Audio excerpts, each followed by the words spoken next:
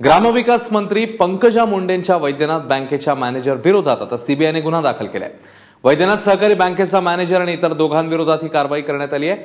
याशिवाय सीबीआयने मुंबई, पुणे, औरंगाबाद आणि बीडमधील 11 ठिकाणी छापेमारी करून कागदपत्रांची पाहणी केली।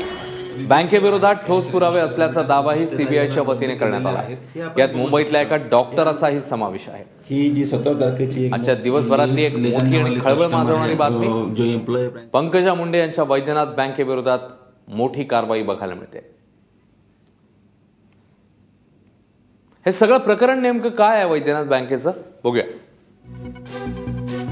पंकजा मुंडेंच्या ताब्यातील वैद्यनाथ सहकारी बँकेची 10 कोटी 10 लाखाची रोकड जप्त झालेली होती। तेव्हापासून हे सगळं सुरू झालं। मुंबई पोलिसांनी 17 डिसेंबरला ही कारवाई केलेली होती कुर्ल्यातल्या टिळक नगरला।